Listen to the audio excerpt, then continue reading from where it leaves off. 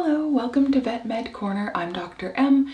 After the last two videos on how to detect pain or common signs of pain in your cat or your dog, I received a few questions about what I mean by multimodal pain management for our cats and dogs. So today we are going to dive into the world of pain management and the medications commonly used for cat and dog pain, and how they work and side effects to watch out for with these medications.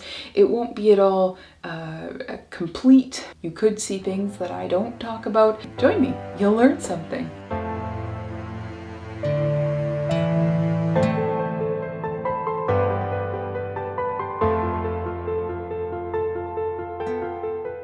The first group of drugs that we need to talk about, and that has the most research surrounding it for our dogs, cats, rabbits, small ruminants, cows, horses, are the NSAID category. NSAID stands for non-steroidal anti-inflammatory drugs. And these medications, things like meloxicam, Onsior, carprofen, ketofen, any of those types of medications, they all fall into this category. And these medications have anti-inflammatory effects, they also have analgesic effects, and they can help to reduce fevers. So there are a number of cases where we might use these medications. The most common side effects that are noted have to do with the GI tract. You might notice some decrease in appetite, vomiting, or diarrhea, or GI upset. If you're noticing those things, you should stop this medication and call your veterinarian, because just because your pet say reacts this way to one of the medications in this category does not mean that they'll react this way to a different medication in this category. So your veterinarian will want to know about these side effects and transition your pet to a different medication for pain management. To help reduce the potential for these GI side effects, these medications should always be given with a meal. That seems to reduce any GI upset for our pets quite a bit. So make sure to give any NSAIDs with a meal. And the other thing that we should note is that with chronic use of these medications, we do want to be checking blood panels for our pets. The reason for this is because this medication is removed from the body through the kidneys primarily, but somewhat through the liver, with some of them as well.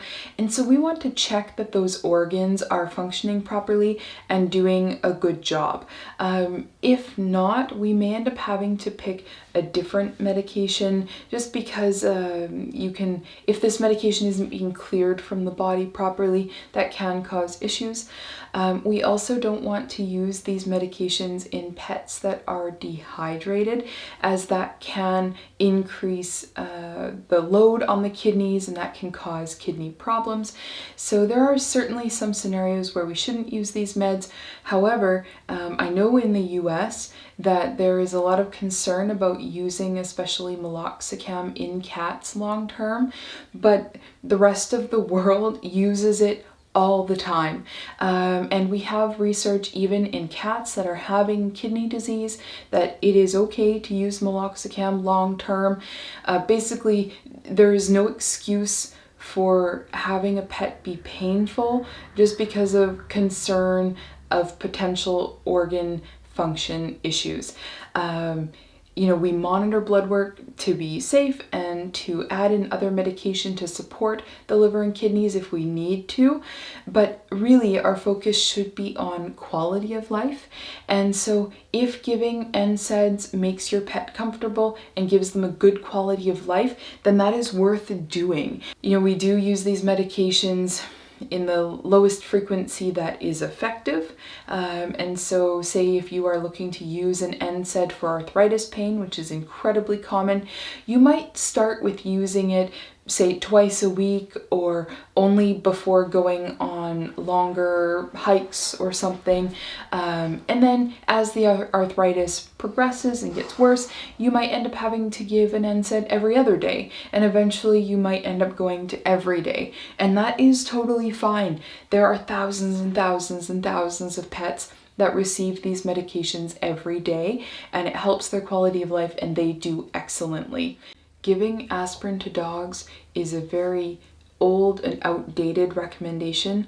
We now know that it's not very effective for managing dog pain. We also know that the risk of it causing severe GI side effects is very high, and it can cause ulcerations and perforations of the GI tract quite commonly, which is a huge problem and may even end up killing your dog. It also prevents veterinarians from giving more effective and dog-specific pain control, which is another problem because then your dog suffers. So don't do it. It is in the best interest of your pet to talk to your veterinarian and get a medication that has the fewest risk of side effects for your individual pet while balancing being most effective for managing their specific type of pain. Next, we will talk about some injectable medications that we have. We have one medication called Adequan that is an injection that can be used for dogs and is off-label but often used for cats as well. This injectable medication helps to reduce the rate that cartilage degradation is happening. It also reduces inflammation and therefore pain in the joints of our pets. And so this medication can be very helpful to improve joint fluid quality, which also helps, to give the joints better cushions essentially, which helps to reduce pain. And if you have that medication available in the country that you're in, it can be a very helpful thing to add in to help with pain management for arthritis. Another medication that is injectable and also used for arthritis pain management is Librela.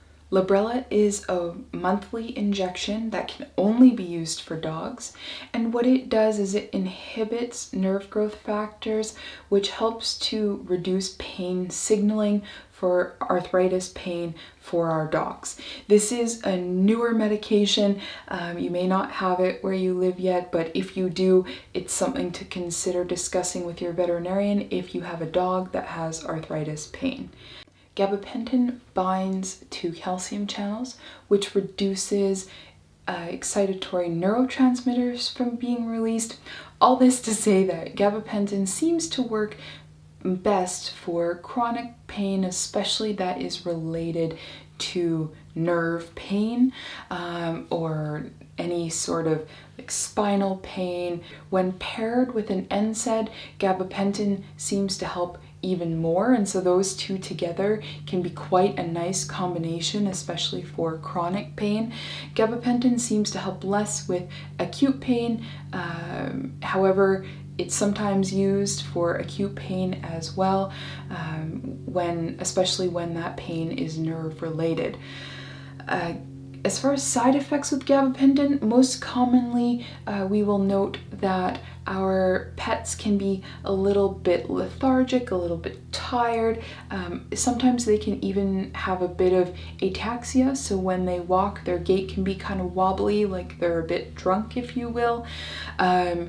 This side effect of lethargy and ataxia tends to go away over time. So if you give a first dose and you note some of this, you can talk to your vet clinic about it, definitely do.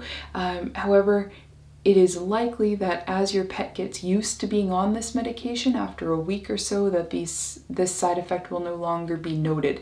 So don't give up if you give 1 or 2 doses and you're like, my pet is out of it and just not normal. That's a bit expected when you start this medication. Gabapentin can also be used sometimes to help control seizures, and it can also be used at certain dosing ranges to reduce stress in our pets. And so it can also be used in those scenarios, especially for cats. It seems to work quite nicely. It's less common, but can happen, that gabapentin can cause some stomach upset, so you can keep an eye out for that as well.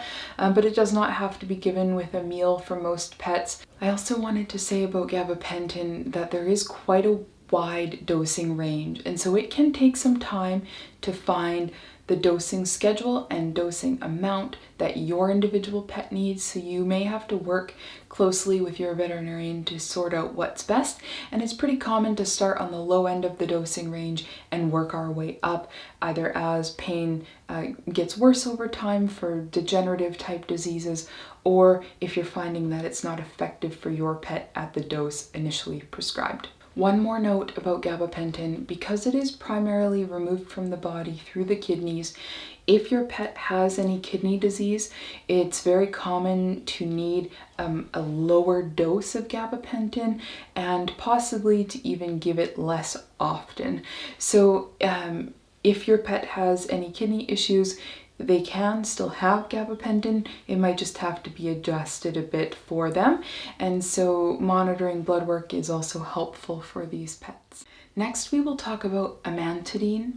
This medication is a bit newer being used in veterinary medicine, and it does need to be used with some caution, as the dosing range that is safe is a narrow one, and so you may end up needing to get this medication compounded to get a safe dose for your pet, especially if they're small. We can use Amantadine in cats and dogs, and it binds to the NMDA receptor, and this can help to reduce especially chronic pain. This medication also does even better when paired with an anti-inflammatory, an NSAID drug. However, it can also be paired with an opioid to get an even better effect, and this medication is best used for chronic pain and as an add-on to an NSAID that's already being used. It is very helpful for many of our pets, especially that are dealing with arthritis pain, or even pets that are dealing with pain from tumors that can be persistent. This medication can cause GI side effects, and it also is cleared from the body through the liver and the kidneys, and so extra caution needs to be used for pets that have liver or kidney compromise. Your veterinarian will be able to help with your particular pet for this medication, and so you'll have to, of course, consult them if it's being used. We have noticed some side effects with Amantadine. There can be GI upset, some flatulence or soft stools. However, some pets also can develop some dry mouth, so you can keep an eye out for that. And some pets will also become restless or anxious on this medication. Often these side effects do go away after a few doses. So if you are noticing mild side effects, you can let your veterinarian know, but continuing to give it may result in those side effects going away. If they are persistent, or if they are moderate or severe, definitely discuss with your veterinarian. You may need to try different medication for your pet. Next, let's talk about Tramadol. This medication has been shown in recent research to not be very effective for managing pain for dogs at all. It appears that many dogs do not have the ability to use Tramadol in their body. However, it is possible that cats do. The issue with using Tramadol in cats is that it tastes terrible.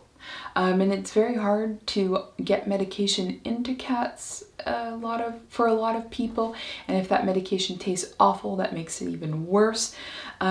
As a result, Tramadol should absolutely not be used on its own.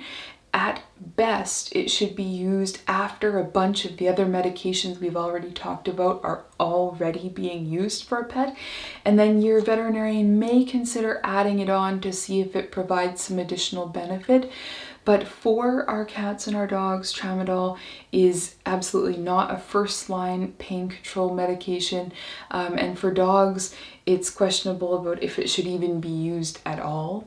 So if your pet is currently on Tramadol alone, you absolutely must talk to your veterinarian and get a different pain management medication. Tramadol can cause some lethargy or tiredness, and so some people will see that side effect and think that it's because their pet has less pain, but actually the pain isn't being managed at all. The pet is just feeling a bit lethargic because of the medication. We don't want that to be happening. We want the actual pain to be controlled, and Tramadol, especially for dogs, does not seem to do that. So it's important to get a different pain medication from your veterinarian. The next group of medications that we will talk about are the opioids.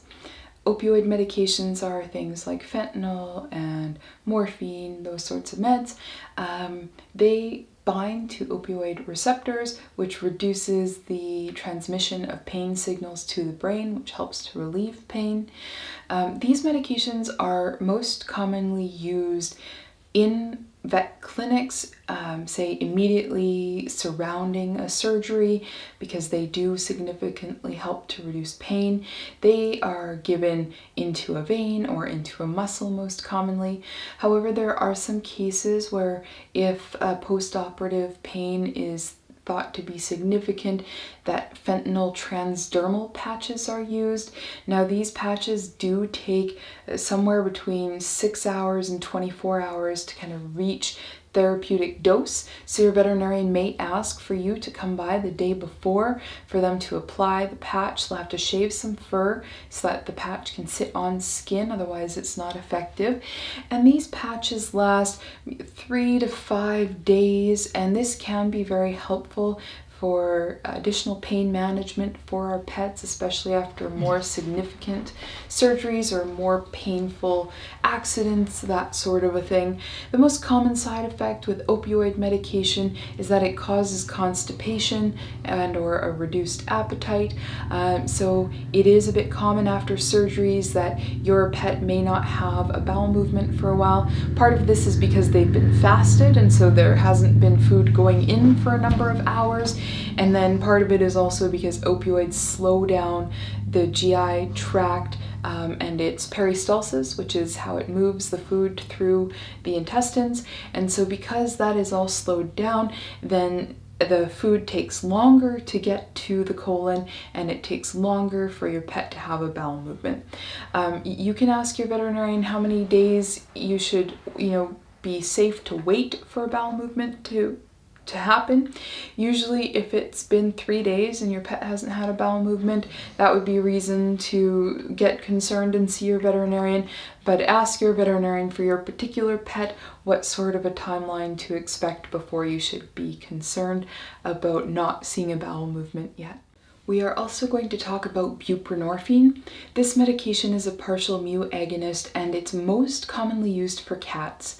Now, you can give this at home for chronic pain, and it is absorbed through the mucous membranes in the mouth. So you will end up having to drop, it's usually very small volumes of a liquid, and squirt it into the cheek pouch. You don't want your cat to swallow it. You want it to just sit in the mouth and that it is absorbed that way. Of course, they will swallow some, but the point is that it gets absorbed through the gums and the mucous membranes in the mouth.